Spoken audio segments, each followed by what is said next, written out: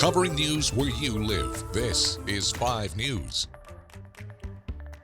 Well, thank you for joining us here for the latest news and weather where you live. I'm Jo Ellison. And I'm Rachel Williams. A Worcester man is on the loose after running from Sebastian County deputies and allegedly shooting at them. It happened late Sunday night when investigators say a deputy pulled over 32-year-old Jeremiah McCool at the corner of Wheeler and Zero in Fort Smith. After stopping him, McCool took off on foot into a wooded area. The deputy chasing him said he heard 2 shots coming from where McCool was hiding. That's where he was last seen. But if you have any information, call police. And Hurricane Milton is expected to make landfall in Florida late today or early Thursday. The Arkansas National Guard is sending a Black Hawk crew to that state to help provide hoist and airlift support after Milton passes. The 11-day mission will provide airlift support to ground-based search and rescue crews. SWEPCO also sending crews to Florida. Once the storm is passed, crew members will work alongside Florida linemen to restore electrical services. Now, this is the second hurricane response team SWEPCO has sent out in recent weeks. Well, a dialysis center in Fort Smith reports that life-saving supplies are running low because of Hurricane Helene. Baxter, the company who supplies the center, says its North Cove manufacturing site in North Carolina was hit hard from Helene. The Fort Smith Regional Dialysis Center has 3 centers throughout the River Valley. Barbara Thompson with the center says it is running low on the fluid that removes excess waste and fluid from the blood. She says they have enough for just about 2 weeks, putting them in an emergency response phase. Kind of how that works is we're going to do 2 treatments a week so we can provide more weeks of treatments with the supplies that we have. So instead of patients receiving 3 treatments a week, they may get 2 treatments a week for 3 weeks. Global plants have ramped up production to help meet U.S. needs. We'll have more news in just a minute. Yeah, but first let's check in with Zach for a look at that forecast. And Zach, we're waiting on that fall-like weather. We are, and again, we've seen it at times, right? Especially most of our mornings. We've had a lot of 40s, 50s, some 60s at times. Cool starts, sometimes crisp starts to the day. It's just our temperatures, that's what's been up and down. We get some highs in the 70s and lower 80s, and then we've got upper 80s and 90s. That's what we're working to later in the week. Last couple of days for Northwest Arkansas has been upper 70s, low 80s. Today it's going to be widespread low to mid 80s. Warmest spots, not everybody, but some warmer spots up to 84, 85 degrees. Lots of sunshine, low humidity, not a bad, but an above average fall day for us.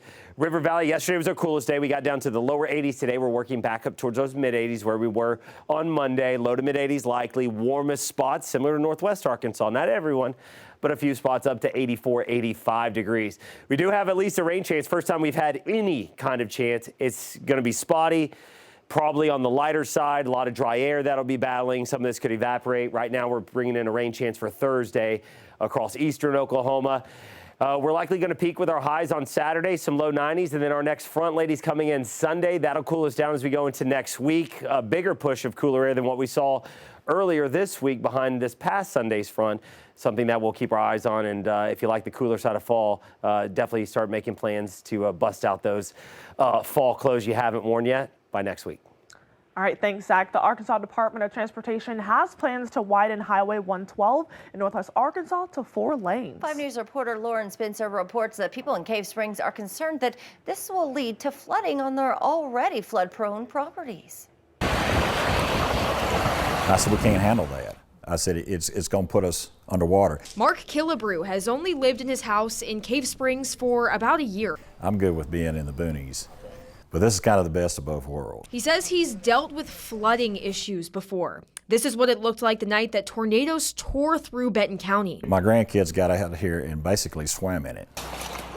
6 feet of water. My house will be next. He says he's done what he can to redirect that water. I constructed a berm out here the length of the drive. I actually built a river bed in the back, and I call it the Bison River because it's the baby buffalo. It's an issue his neighbors and 6 surrounding subdivisions all have in common. We've had to take our tractors out there and rescue calves because they get in places where they get pinned up against fence with the water flow. They say they're concerned that once Highway 112 is widened, it won't have adequate draining and will make things worse. We're going to put the roundabout and build it up, which means all that storm water that's coming down the valley is going to be over and they're probably going to get water in their house. Dave Parker, Public Information Officer for RDOT, says they're going to do everything they can to keep that from happening. With a high degree of certainty that the amount of flooding they're experiencing now is not going to be any greater.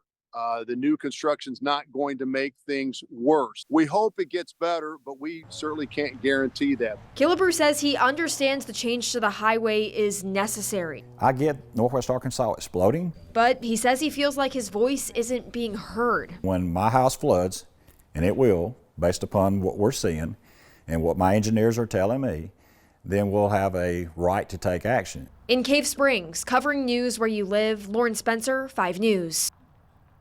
Oh, residents are planning to meet with engineers and attorneys on those proper next steps. And the next town hall will be Thursday night. Well, thank you for joining us here for the latest news and weather. We'll see you right here tomorrow. Have a great day.